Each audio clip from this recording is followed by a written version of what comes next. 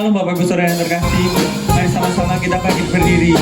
Kita naikkan pujian yang terbaik bagi Allah kita.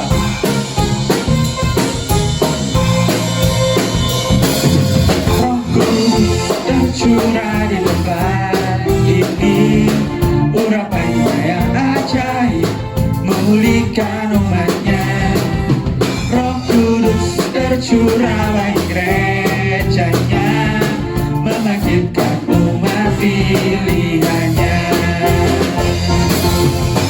Hari inilah harinya Tuhan, saat pembebasan tiba. Belenggu dosa telah dipatahkan, mari bersorak bagi Dia. Hey, anggur baru tercurah penuhi umatnya dengan sukacita. Minyak baru tercurah urapi umatnya, nyata kuasanya.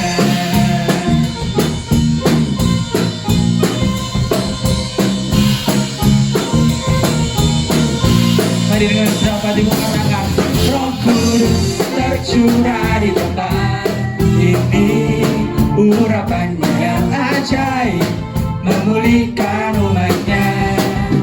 Roh Kudus tercurah bagi gerejanya, membangkitkan umat pilihannya. Roh Kudus tercurah di tempat ini, urapannya yang ajaib memulihkan umatnya. Roh Kudus tercurah bagi gerejanya, membangkitkan umat pilihannya. Sebab hari inilah harinya Tuhan, saat pembebasan tiba. Belenggu dosa telah dipatahkan, mari bersorak bagi Dia. Hey, anggur baru tercurah penuhi umatnya dengan sukacita. Minyak baru tercurah urapi umatnya, nyata kuasanya. Anggur baru tercurah penuhi umatnya dengan sukacita. Minyak baru tercurah urapi umatnya, nyata kuasanya. Sekarang urapi kanan kiri mengatakan, anggur baru tercurah penuhi umatnya dengan sukacita. Minyak baru tercurah urapi umatnya, nyata kuasanya. Dan semangat katakan, anggur baru tercurah penuhi umatnya dengan sukacita. Minyak baru tercurah urapi umatnya, nyata kuasanya. Nyata kuasanya. Nyata kuasanya. Yeah, Roh Kudusmu tercurah bagi setiap kami. Haleluya, haleluya. Kami percaya Roh Kudusmu ada dalam setiap hidup kami, Tuhan. Kau hadir di sini, Kau ada di tempat ini.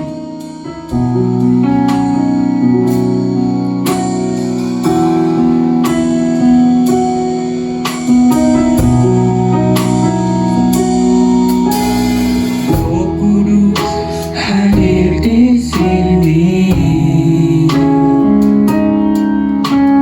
mengalir di bait suci.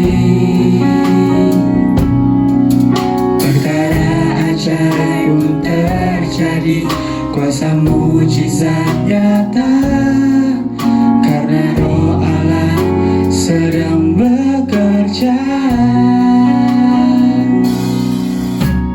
Roh Kudus hadir di sini, mengalir di bait suci. Perkara ajaib terjadi, kuasa mujizat nyata, karena Roh Allah sedang bekerja. Tiada yang mustahil dan tiada yang sukar bila Roh Allah turut bekerja.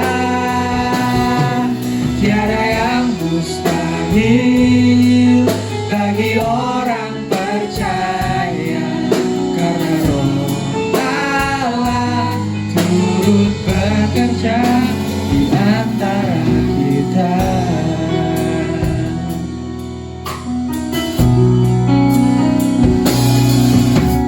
Roh Kudus hadir di sini, mengalir di bait suci. Perkara ajaib terjadi, kuasa mujizat nyata, karena Roh Allah sedang bekerja. Roh Kudus hadir di sini, kami percaya Kau hadir di setiap kami, Tuhan. Mengalir di bait suci. Perkara ajaib terjadi, kuasa mujizat nyata, karena Roh Allah sedang bekerja. Tiada yang mustahil dan tiada yang sukar bila Roh Allah turut bekerja. Tiada yang mustahil bagi orang percaya, bila Roh Allah turut bekerja. Tiada yang mustahil dan tiada yang sukar bila Roh Allah turut bekerja. Tiada yang mustahil bagi orang percaya, bila Roh Allah turut bekerja. Tiada yang mustahil dan tiada yang sukar bila Roh Allah turut bekerja. Tiada yang mustahil bagi orang percaya, bila Roh Allah turut bekerja. Tiada yang mustahil dan tiada yang sukar bila Roh Allah turut bekerja. Tiada yang mustahil bagi orang percaya, bila Roh Allah turut bekerja. Mari dengan sahabat ibu katakan, tiada yang mustahil dan tiada yang sukar bila Roh Allah turut bekerja. Tiada yang mustahil bagi orang percaya, bila Roh Allah turut bekerja. Tiada yang mustahil, tiada yang mustahil dan tiada yang sukar. Kami percaya Roh Allah bekerja dalam setiap hidup kami. Tiada yang mustahil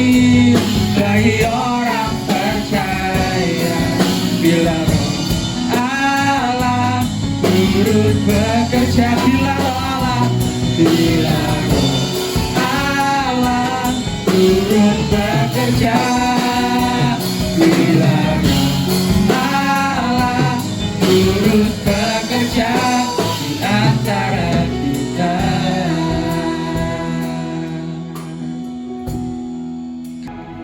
Orang yang duduk dalam lindungan yang maha tinggi dan bermalam dalam naungan yang maha kuasa akan berkata kepada Tuhan, tempat perlindunganku dan kubu pertahananku, Allahku yang kupercayai. Sungguh Dialah yang akan melepaskan engkau dari jerat nangka burung, dari penyakit sampar yang busuk. Dengan kepaknya Ia akan melindungi engkau, di bawah sayapnya Aku akan berlindung. Kesetiaannya ialah perisai dan pagar tembok. Engkau tak usah takut terhadap kedahsyatan malam, terhadap panah yang terbang di waktu siang, terhadap penyakit sampar yang berjalan di dalam gelap, terhadap penyakit menular yang mengamuk di waktu petang. Walau 1000 orang rebah di sisimu dan 10.000 di sebelah kananmu, tetapi itu tidak akan menimpamu. Engkau hanya menontonnya dengan matamu sendiri dan melihat pembalasan terhadap orang-orang fasik. Sebab Tuhan ialah tempat pelindunganmu, yang maha tinggi telah kau buat tempat perteduhanmu. Malapetaka tidak akan menimpa kamu, dan tulah tidak akan dekat kepada kemahmu. Sebab malaikat-malaikatnya akan diperintahkannya kepadamu untuk menjaga engkau di segala jalanmu. Mereka akan menatang engkau di atas tangannya, supaya kakimu jangan terantuk kepada batu. Singa dan ular tedung akan kau langkahi, engkau akan menginjak anak singa dan ular naga. Sungguh hatinya melekat kepadaku, maka aku akan melukainya. Aku akan membentenginya, sebab ia mengenal namaku. Bila ia berseru kepadaku, aku akan menjawab. Aku akan menyertai dia dalam kesesakan. Aku akan meluputkannya dan memuliakannya. Dengan panjang umur akan kukenyangkan dia, dan akan kuperlihatkan kepadanya keselamatan daripadaku. Amin. Kami percaya Roh Kudus-Mu tercurah bagi setiap kami, Tuhan. Sore hari ini kami siap untuk mendengarkan firman-Mu. Beri setiap kami roh hikmat, wahyu, dan pengertian, agar kami dapat mengerti isi firman-Mu, dan kami dapat melakukan dalam kehidupan kami. Kami juga berdoa untuk hamba-Mu yang menyampaikan firman-Mu. Tuhan urapi hamba-Mu. Di dalam nama Tuhan Yesus, haleluya. Amin.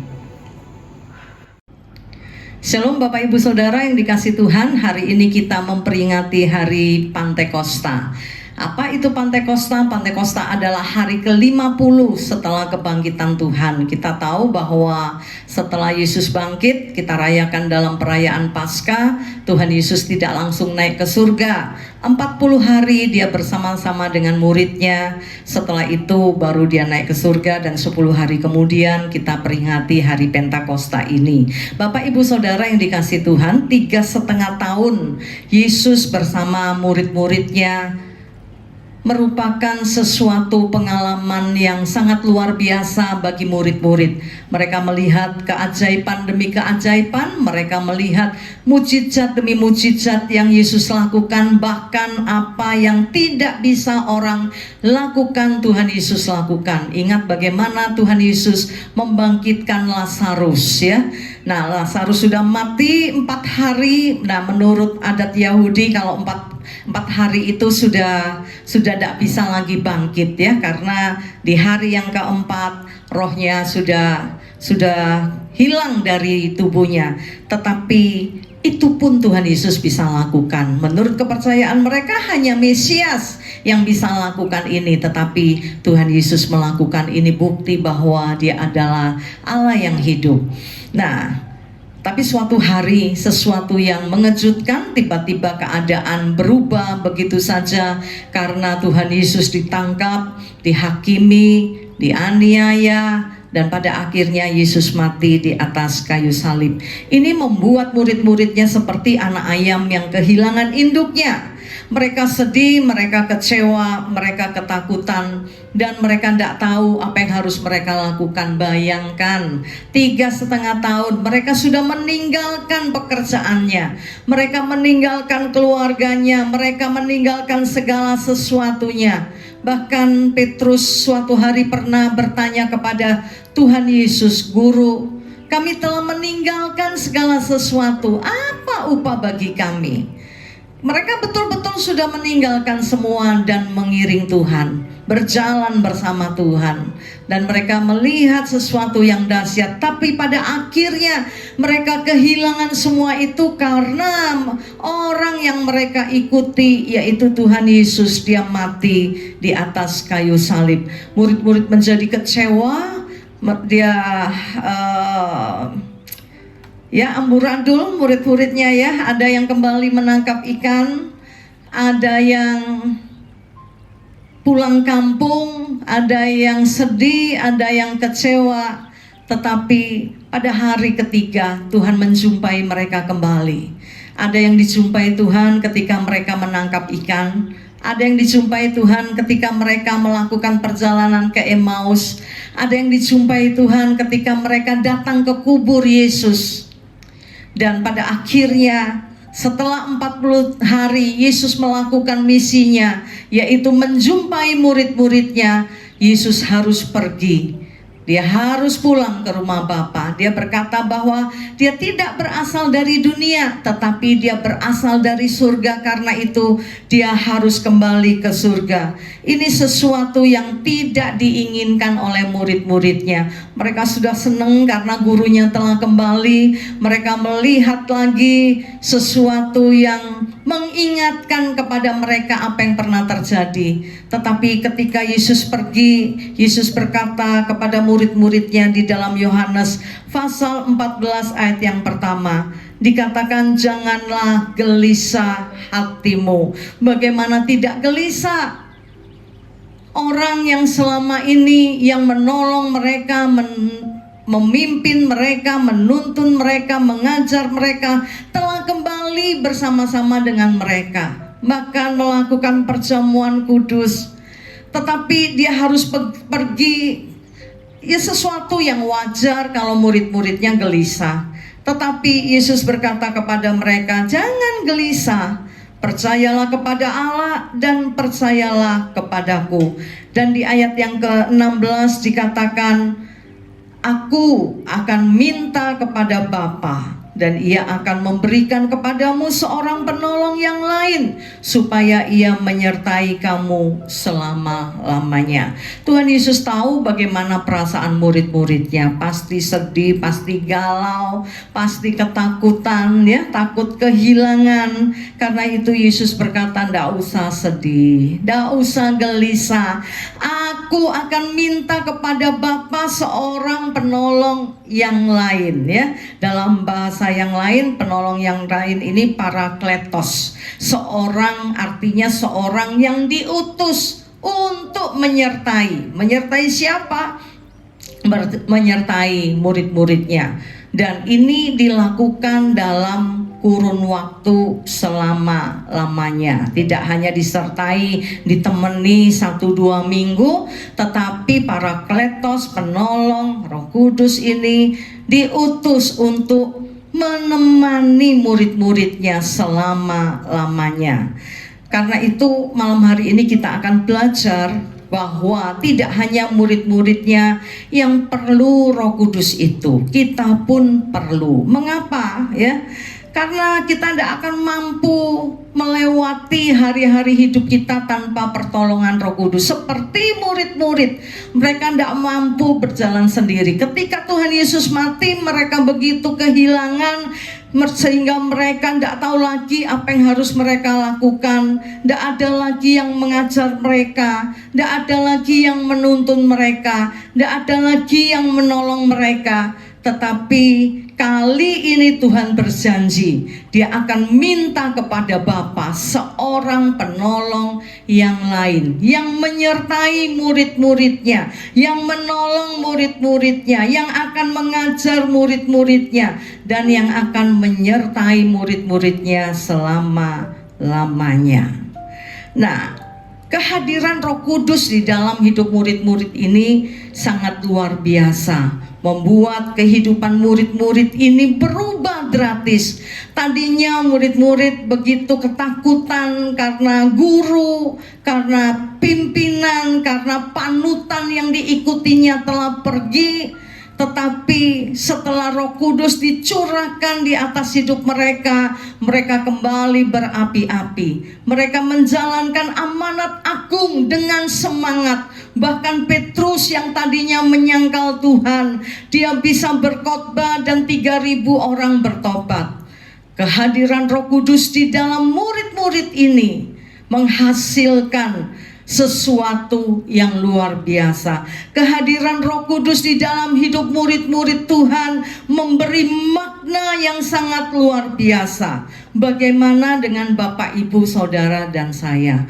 Roh Kudus tidak hanya diberikan kepada murid-murid dalam tanda kutip 12 murid atau murid-murid yang lain yang hidup pada zaman Yesus, tetapi Roh Kudus itu juga diberikan kepada kita di zaman yang seperti ini, di zaman milenial, di zaman yang serba maju ini. Apakah Roh Kudus masih diperlukan, ya? Apakah Roh Kudus masih ada gunanya? Sekarang ini kalau mencari penolong ada banyak, ya. Menolong kita dalam perjalanan ada GPS yang bisa menunjukkan kepada kita, oh lewat sini. Nanti GPS ngomong, GPS itu tidak banyak omong, ya. Dia akan ngomong tepat pada waktunya. Kalau dia tidak ngomong, ya udah jalan lurus aja begitu, ya. Tapi kalau kita harus belok, dia akan kasih tahu belok kiri gitu, ya, belok kanan. Ya, sempat saya dengan Kak Rani pergi. Nah, nanti ada omongan kok. Oh ya, saya tahu, ya, nanti ada omongan. Lah, waktu itu tidak ngomong karena saya belum pencet. Ya, saya belum start, jadi tidak ngomong begitu, ya, tidak ada arahan. Tapi kalau kita sudah pencet, nah GPS itu akan menunjukkan. Ya, ada alat bantu, ada banyak alat bantu di zaman yang modern ini. Ada GPS yang bisa menunjukkan jalan. Kalau kita tidak tahu jalannya, mau ke alamat seseorang begitu, ya, kita bisa pencet alamatnya, nanti akan ditunjukkan. Nah, apa masih perlu Roh Kudus, ya? Ada selain GPS, ada Mbak Google, ya. Kalau kita tidak bisa masak, kita pingin masak, gimana caranya bikin soto Makassar? Tidak usah cari orang Makassar, ya, cukup cari Mbak Google, tanya resep soto Makassar, nanti keluar, ya. Nah, ada banyak alat tolong yang lain. Apakah kita masih memerlukan Roh Kudus ini? Apakah Roh Kudus ini masih relevan untuk dipakai di zaman ini? Nah, sebelum kita menjawab pertanyaan itu, mari kita lihat beberapa ayat. Apa yang dilakukan oleh Roh Kudus? Nanti baru kita bisa jawab, kita masih perlu Roh Kudus apa enggak, ya? Yohanes pasal yang ke-14, yang pertama kita akan lihat dalam Yohanes pasal 14 di ayat yang ke-26. Yohanes pasal 14 ayat 26 dikatakan, tetapi penghibur, yaitu Roh Kudus, yang akan diutus oleh Bapa dalam namaku, dialah yang akan mengajarkan segala sesuatu. Roh Kudus ini diutus untuk mengajarkan kita segala sesuatu. Apa artinya? Roh Kudus diutus untuk mengajarkan kita hukum-hukum Tuhan. Roh Kudus diutus untuk mengajarkan kita jalan-jalan Tuhan, mengajarkan kita pada jalan kebenaran. Dan dikatakan mengajarkan kita segala sesuatu dan akan mengingatkan kamu akan semua yang telah kukatakan kepadaku. Namanya manusia ini banyak kali lupa, ya. Kita sudah baca Alkitab, kita sudah tahu janji-janji Tuhan, tapi karena banyaknya persoalan, karena banyaknya pergumulan, kita bisa jadi lupa. Nah, inilah fungsi Roh Kudus. Ketika kita lupa, ketika kita tidak punya duit, ya, kita putus asa, ini mau bayar kontrakan tapi tidak ada duit, ini mau bayar uang sekolah tidak ada duit, padahal ada janji-janji Tuhan yang mengatakan bahwa Allahku akan memenuhi segala keperluanku menurut kekayaan dan kemuliaannya.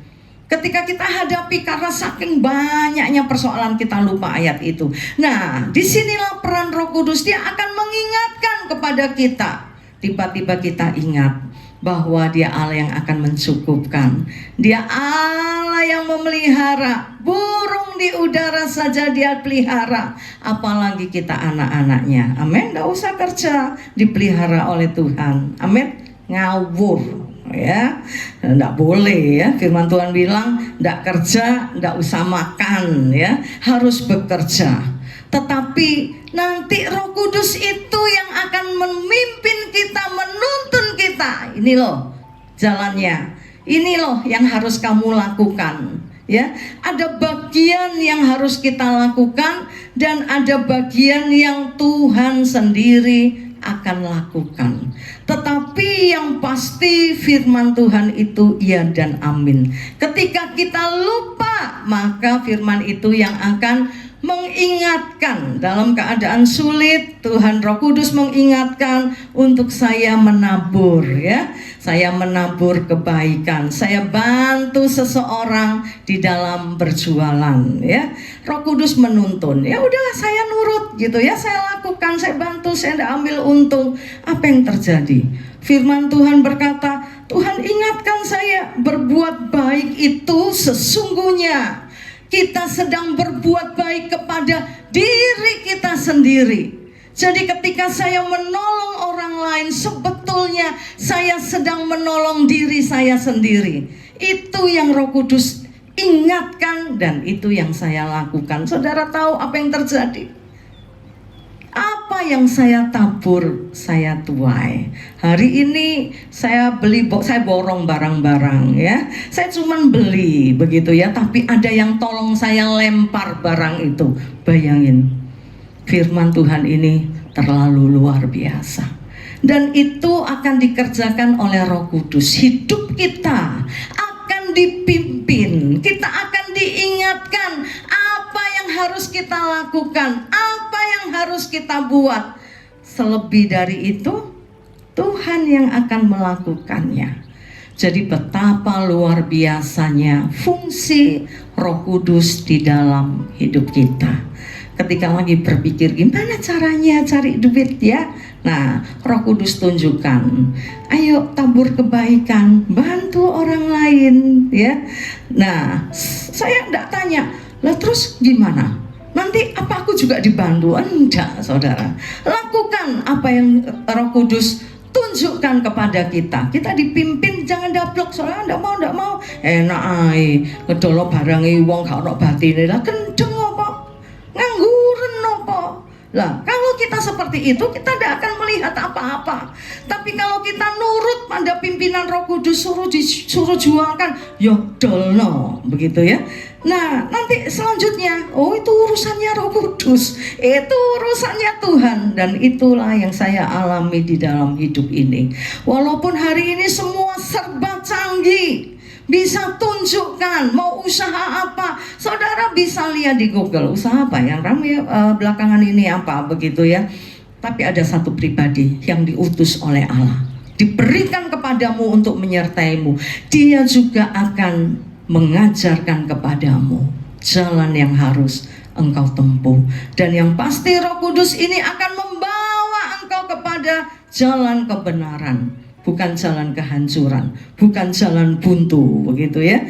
Jadi penting sekali kita memiliki Roh Kudus, mengizinkan Roh Kudus menuntun dan memimpin kita.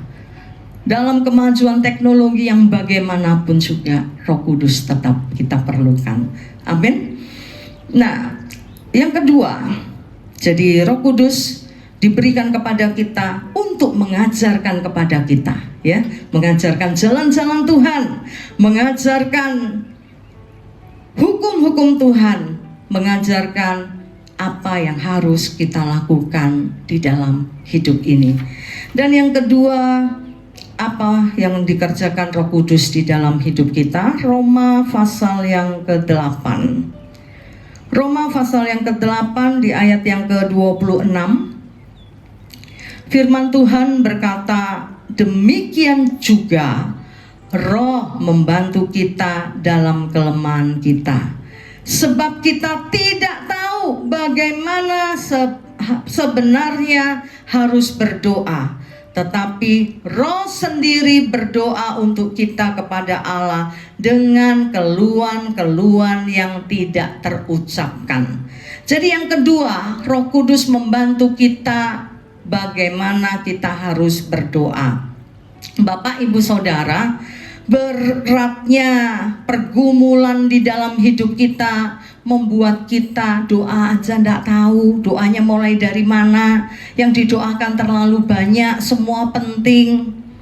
Tetapi di sini kita sudah baca bahwa ketika kita ndak tahu ya opo iki sembayang ya opo gitu ya, mulai dari mana ndak tahu, justru disitulah Roh Kudus akan menolong kita. Dikatakan sebab kita tidak tahu bagaimana sebenarnya harus berdoa, tetapi Roh sendiri berdoa untuk kita kepada Allah dengan keluhan-keluhan yang tidak terucapkan. Ya, kita berdoa tidak bisa ngomong ya, mungkin hanya bisa nangis begitu, tapi doa kita sampai kepada Tuhan. Bagaimana caranya? Roh Kudus yang menyampaikannya. Jadi penting sekali kita memiliki Roh Kudus, hidup di dalam tuntunan Roh Kudus, karena keterbatasan kita manusia. Ya, Tuhan ingatkan sebuah peristiwa bagaimana Hagar ketika dia diusir oleh Sarah ya, karena sesuatu hal, maka Hagar harus pergi membawa anaknya. Nah, suatu hari bekal yang mereka bawa habis ya, air di Kirbat juga tidak ada, anak itu menangis karena lapar dan haus. Ibunya tidak tahu apa yang harus dia lakukan, karena itu dia hanya bisa menangis ya. Nah, dalam keadaan seperti itu apa yang terjadi? Roh Kudus berkarya. Saya percaya itu karya Roh Kudus ya. Tiba-tiba Hagar disuruh lihat ya, lihat ke situ gitu ya. Ternyata di situ ada sumur. Apa Roh Kudus membuat sumur? Enggak. Tapi penderitaan, persoalan, masalah membuat kita tidak bisa lihat jalan keluar. Disitulah fungsi Roh Kudus menunjukkan kepada kita itu ada sumur yang tidak terlihat, tapi ketika Tuhan membuka matanya, dia bisa lihat sumur itu dan dia bisa beri minum anaknya. Inilah fungsi Roh Kudus di dalam hidup kita. Dalam kelemahan kita, ketika kita tidak tahu apa yang harus kita buat, maka Roh di sini huruf besar, Roh Kudus itu yang akan membantu kita dalam kelemahan kita. Dan yang ketiga, Yohanes 16 ayat yang ke-13, sebetulnya ada banyak hal yang dikerjakan Roh Kudus di dalam hidup kita, tapi saya yakin Bapak Ibu Saudara pasti sudah tahu karena bertahun-tahun diajarkan. Saya tidak ulang semua, saya hanya ambil 4 saja. Tapi poin yang ingin saya sampaikan, apakah kita memfungsikan Roh Kudus itu di dalam hidup kita? Engkau boleh dengar, boleh ngerti, tapi kalau engkau tidak pernah praktekkan, engkau tidak fungsikan Roh Kudus ini, engkau tidak akan alami apa-apa. Saya rindu sore hari ini Bapak Ibu Saudara menyadari betapa pentingnya Roh Kudus di dalam hidup ini, dan kita memfungsikan Roh Kudus itu. Ya, sudah diutus untuk menyertai kita, tapi kita nggak fungsikan. Kita tidak mau dengar apa yang Roh Kudus omong. Kita tidak mau dekat dengan Roh Kudus. Kita berjalan dengan tuntunan diri sendiri. Kita merasa ini yang terbaik. Bapak Ibu Saudara, justru disinilah kita tahu, kita akan menyadari betapa pentingnya Roh Kudus. Ya, GPS bisa tunjukkan ya jalan yang saudara mau ya, alamat yang saudara mau, tapi GPS tidak bisa jamin ya jalan itu adalah jalan yang baik, tidak ada begitu ya. Sedangkan manusia ini serba terbatas. Firman Tuhan berkata ada jalan yang disangka orang lurus tapi ujungnya maut. Itu tidak bisa terdeteksi, tetapi hanya Tuhan yang Maha Tahu yang bisa tunjukkan kepada kita. Nah, yang ketiga, Yohanes pasal 16 ayat yang ke-13. Yohanes pasal 16 ayat yang ke-13.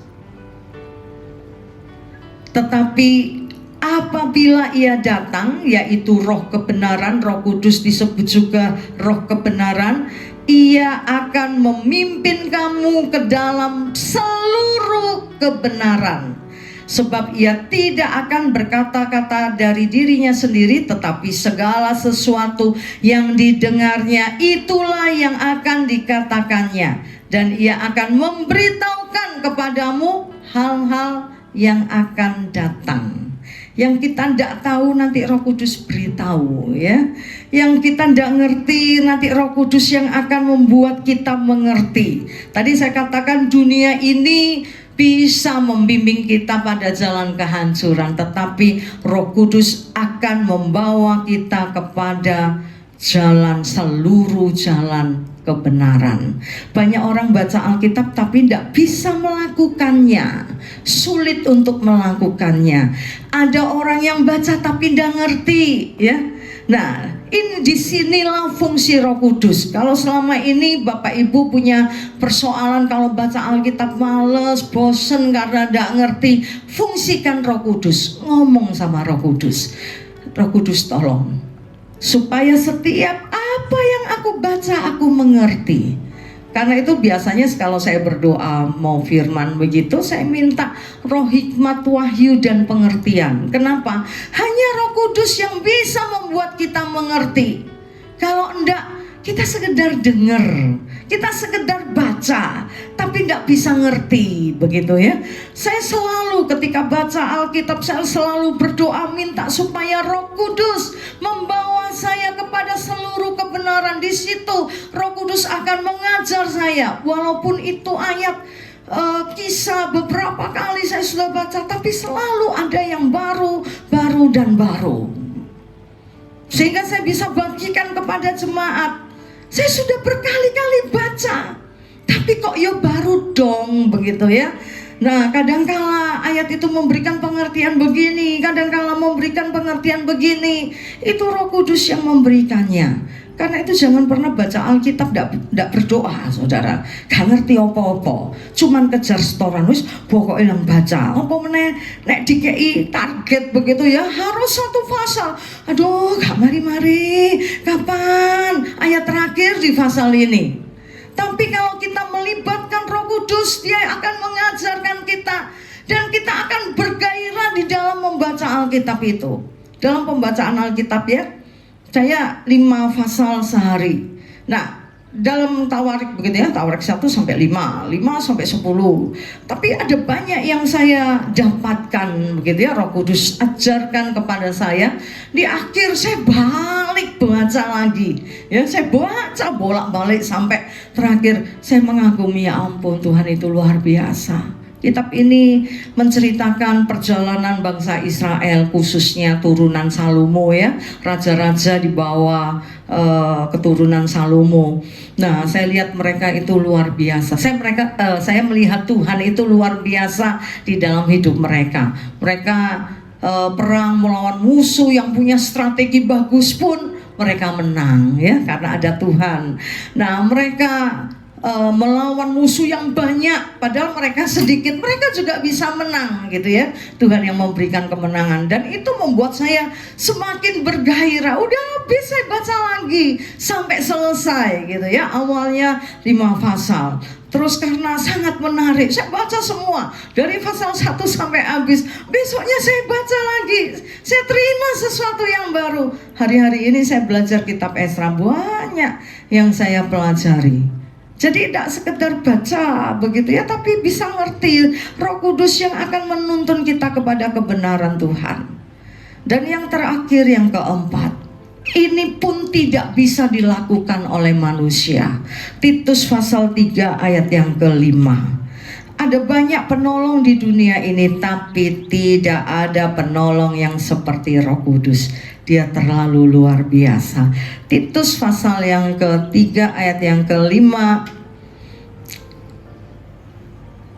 dikatakan, pada waktu itu Dia telah menyelamatkan kita bukan karena perbuatan baik yang telah kita lakukan. Kita tahu kita diselamatkan bukan karena perbuatan baik, kita diselamatkan karena anugerah Tuhan. Amin. Bagian terakhir, ayat selanjutnya dikatakan, tetapi karena rahmat-Nya oleh pemandian kelahiran kembali dan oleh pembaharuan yang dikerjakan oleh Roh Kudus.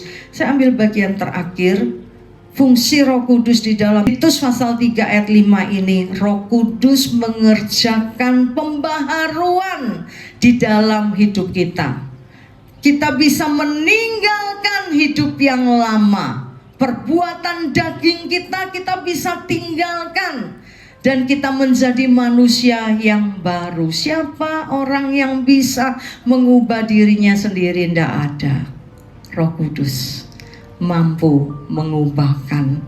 Pepatah bilang, watuk iso diobati, watak dibawa sampai mati. Orang kalau biaknya kayak gitu, wataknya kayak gitu, percuma ya, pasti tidak bisa berubah.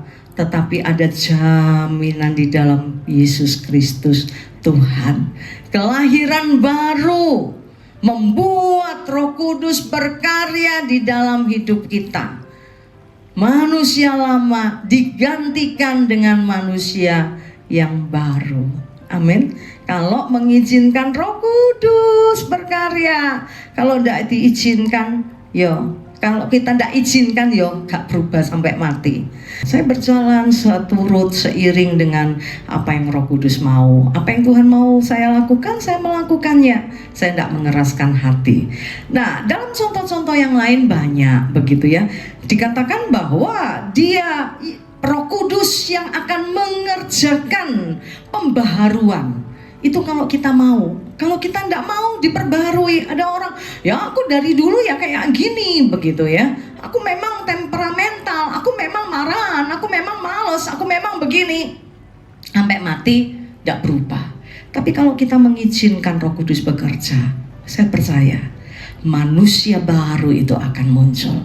Ketika kita menerima Tuhan Yesus sebagai juru selamat, ada benih ilahi, ya, ada kelahiran baru yang membuat hidup kita menjadi baru, sehingga kita bisa berkata, aku bukan aku yang dulu. Ada pujiannya ya, hidupku bukannya aku lagi, tapi Yesus dalamku. Kita tidak lakukan apa yang dulu kita lakukan. Dulu bangsawan, bangsa tangi awan ya. Sekarang bisa jadi orang yang rajin. Pagi udah bangun ya, anak-anak yang melayani Tuhan, saya dorong mereka jadi berkat buat orang tua, membantu orang tua, melakukan apa yang orang tua tidak suruh lakukan. Orang tua tidak pernah suruh-suruh, ayo nyapu, ayo ngepel. Anak-anak yang dituntun Roh Kudus, saya percaya hidupnya akan berubah. Mereka akan melakukan banyak kebaikan. Nah, bagaimana kita bisa melakukan kebaikan-kebaikan itu? Roh Kudus nanti yang tuntun. Lakukan ini, lakukan itu, begitu ya. Dan kita akan melihat manusia yang baru itu ada di dalam hidup kita. Seperti apa yang tertulis dalam 2 Korintus pasal 5 ayat 17. Yang lama telah berlalu. Kalau sampai hari ini manusia lamamu masih tetap kental begitu ya, tidak ada perubahan, bukan salah Roh Kudus, iku awakmu dua blek ya, tidak mau dituntun Roh Kudus ya, tetap ngotot pada dirinya sendiri. Roma pasal 6 ayat 1 dan 2. Ini pun Roh Kudus yang kerjakan di dalam hidup kita, mengubah karakter. Tidak ada yang bisa lakukan. Engkau boleh sekolah di sekolah yang bagus, tapi itu tidak mengubah karaktermu ya. Tapi Roh Kudus bisa mengubahkan karakter kita. Kumpul, orang bilang pergaulan yang buruk merusak kebiasaan yang baik. Tapi ada loh orang males kumpul, wong rajin, yo gak rajin-rajin nih. Kenapa bisa begitu? Nggak mau. Ya tidak berubah begitu ya. Tapi kalau kita mengizinkan ketika kita percaya Tuhan, kita mengizinkan Roh Kudus itu berkarya dalam hidup kita, saya percaya hidup kita akan berubah. Saya bukan orang yang rajin sebetulnya ya. Saya ini orang yang males. Kalau udah percaya tanya cici saya gitu ya, keluarga saya. Aku paling males keluarga begitu ya. Semua bantu orang tua ya. Orang tua saya dulu jual kelontong ya, jual beras, jual apa. Ada yang pilihin areng apa. Aku turu saudara. Ya, tapi Roh Kudus mengubahkan. Hari ini saya sudah tua, saya tidak males begitu ya. Ada kesempatan berkarya, saya berkarya. Ada yang bisa saya lakukan ya, gak nuruti males gimang gitu ya. Kenapa bisa berubah? Karena mengizinkan Roh Kudus berkarya di dalam hidup ini. Kalau tidak izinkan, ya tetap sampai mati. Roma pasal 6 ayat 1 dan 2. Jika demikian, apakah yang hendak kita katakan? Bolehkah kita bertekun dalam dosa supaya semakin bertambah kasih karunia itu? Sekali-sekali tidak. Bukankah kita telah mati bagi dosa? Bagaimana kita masih dapat hidup di dalamnya? Dan yang kedua yang Roh Kudus lakukan di dalam hidup kita adalah melepaskan kita dari dosa. Ikatan dosa sekuat apapun, ketika engkau mengizinkan Roh Kudus itu berkarya di dalam hidupmu, maka ikatan dosa itu akan lenyap. Sing nyolongan jadi gak nyolongan. Bagaimana itu bisa terjadi? Bagaimana itu bisa dilepaskan? Hanya Roh Kudus yang bisa melepaskan. Mbah Google gak iso, saudara. Apa meneh GPS itu mek spesialis nunjukno jalan, bukan mengubahkan hidup orang. Tapi kita bersyukur Tuhan anugerahkan Roh Kudusnya kepada kita. Banyak fungsinya. Saya yakin Bapak Ibu Saudara lebih tahu dari saya karena tiap tahun dikhotbahi. Masalahnya, adakah kita memfungsikan Roh Kudus itu di dalam hidup kita? Malam ini saya tidak panjangkan firman Tuhan, tapi saya ingin setiap kita memeriksa hidup kita masing-masing. Adakah kita sudah memfungsikan Roh Kudus itu di dalam hidupmu? Kalau Roh Kudus itu kau fungsikan, maka engkau akan lihat betapa dahsyatnya dia berkarya di dalam hidupmu. Engkau yang bodoh sekalipun ya, yang orang bilang nggak punya masa depan, kalau Roh Kudus berkarya dalam hidupmu, tidak ada yang mustahil. Tidak ada yang Tuhan tidak bisa ubah di dalam hidup kita. Mama saya pun dulu pernah ngomong, anak wedokku siji kita diopo wis goblok males. Goblok tanda kutip ya. Saya ndak idiot, ndak blow on. Tapi saya nggak pernah ranking kayak saudara-saudara saya. IQ saya masih 131, tapi nggak tahu juara, saudara. Bahkan pernah ndak naik kelas karena sobek ulangan bahasa Inggris. Lihat itu seakan-akan ndak ada masa depan. Tetapi perjumpaan dengan Tuhan, dan saya izinkan Roh Kudus berkarya di dalam hidup saya hari ini. Hidup saya berubah. Saya yang tidak punya masa depan, hari ini saya bisa tertawa untuk hari depan. Saya tidak takut, saudara. Bahkan saya punya satu prinsip ya. Manusia itu kalau mau berusaha pasti ada jalan. Apalagi kita punya Tuhan yang bisa mengubahkan keadaan. Kita punya Tuhan yang bisa membuka jalan. Yang ingin saya sampaikan malam hari ini, bergaulah dengan Roh Kudus. Ayo kita intim dengan Roh Kudus. Izinkan Roh Kudus menuntun, memimpin, dan menolong engkau. Engkau akan lihat makna, arti kehadiran Roh Kudus dalam hidupmu. Mari kita berdoa. Roh Kudus hadir di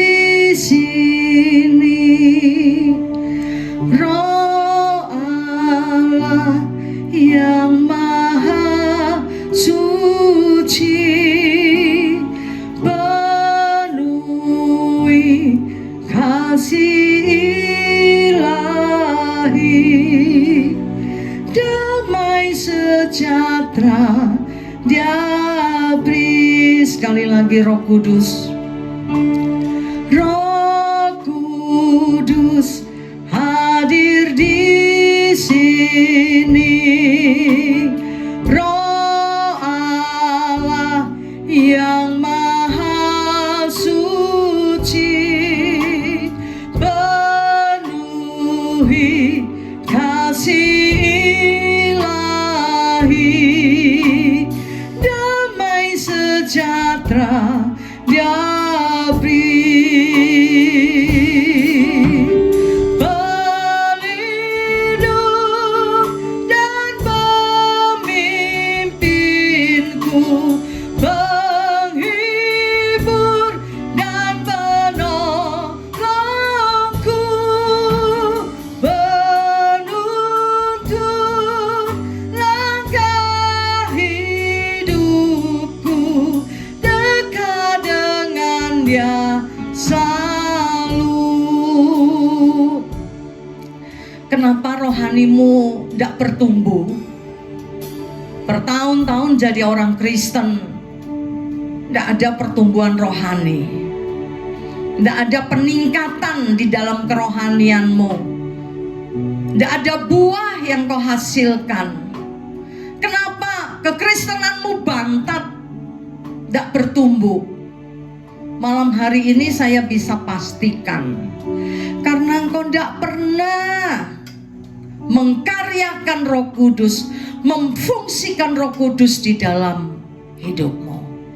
Engkau tidak pernah bergaul dengan Roh Kudus, engkau berjalan sendiri,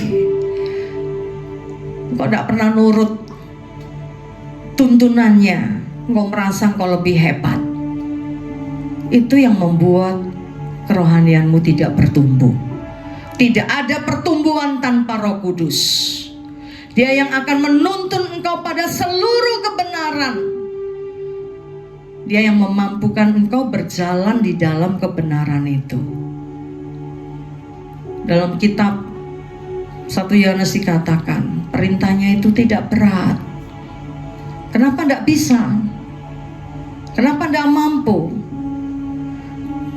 Karena engkau tidak izinkan Roh Kudus menuntunmu, memimpinmu. Tidak hanya dalam hal yang rohani, dalam kehidupan yang jasmani pun. Saya tidak ajarkan teologi kemakmuran, tidak. Saya tidak pernah kejar berkat. Dalam pelayanan pun saya tidak pernah cari duit. Suatu hari saya ditransfer seseorang, dia udah kasih, di capturein, dikirimkan ke sana, tapi uangnya nggak masuk. Apakah saya tanya, loh katanya kirim, kok nggak masuk? Enggak, saya nggak akan pernah lakukan itu. Saya berpikir kalau itu bagian saya, kalau itu berkat saya pasti masuk. Kalau enggak berarti bukan berkat saya. Saya nggak pernah tagih-tagih, saudara, enggak. Saya nggak mau hidup berfokus kepada duit, berkat, enggak. Tapi suatu hari orang ini telepon saya, dia minta maaf, dia bilang sorry, ya. Kadang kecepatan gitu nggak masuk. Dia minta maaf dan dia kirim uang itu. Lalu dia berkata, saya tahu pasti nggak mungkin Cici mau ngomong soal duit.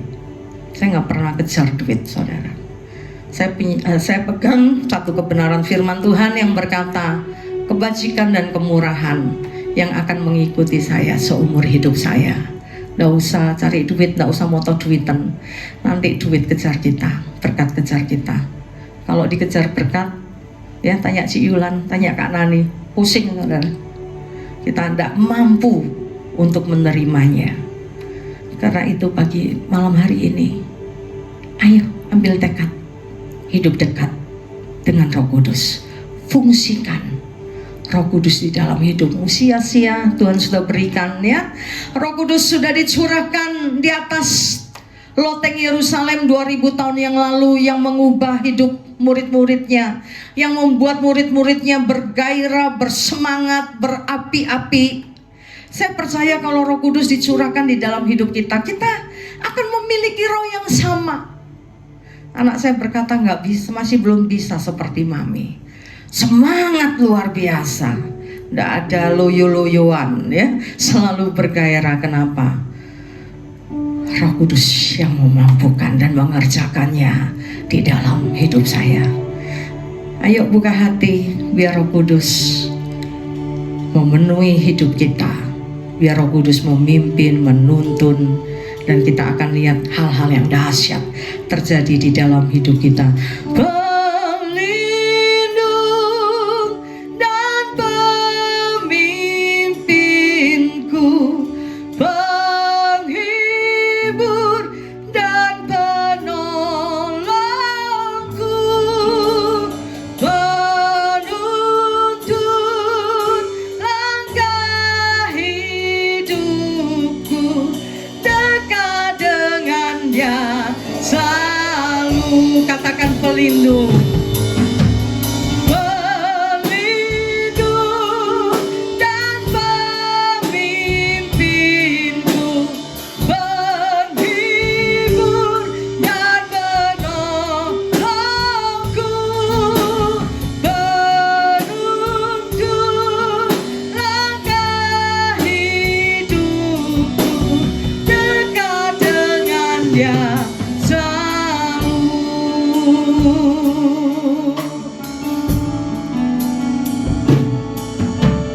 Roh Kudus hadir di sini. Dia Roh Allah sendiri.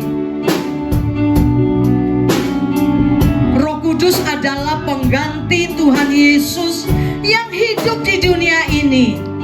Memang Tuhan Yesus sudah naik ke surga, tetapi ada satu pribadi yang menyertai kita senantiasa selama-lamanya, yaitu Roh Kudus. Biar Roh Kudus yang manis dan lembut itu menjamamu malam hari ini. Biar kasih ilahi itu dicurahkan di dalam hidupmu. Engkau yang putus asa, engkau yang ketakutan akan hari depanmu, engkau yang sedang ada di persimpangan jalan, mari angkat kedua tanganmu, izinkan Roh Kudus memegangmu, menuntunmu di dalam jalan-jalannya Tuhan. Izinkan Roh Kudus membawamu pada seluruh kebenaran. Izinkan Roh Kudus mengubahkan hidupmu, mengerjakan pembaharuan demi pembaharuan di dalam hidupmu. Karaktermu diubahkan oleh Tuhan, atau dilepaskan dari kuasa dosa, dibebaskan. Tidak ada dosa yang mengikatmu, karena Roh Kudus yang akan melepaskanmu. Tidak ada karakter yang buruk lagi, karena Roh Kudus yang akan mengadakan pembaharuan itu. Haleluya. Pelindung dan pemimpinku,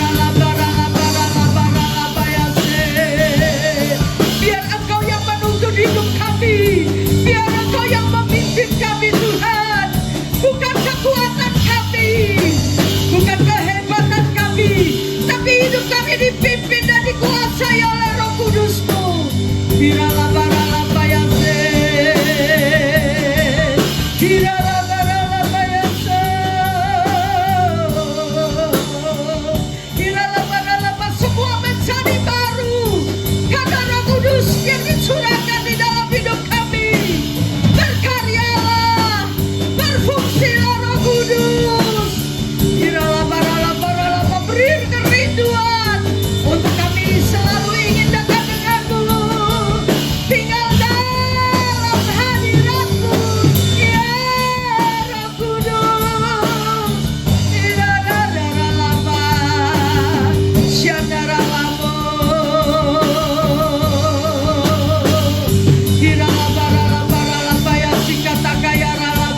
Tidak seorang pun yang berjalan sendiri.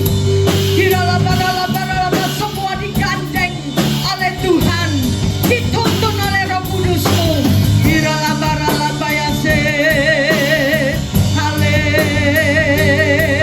Haleluya.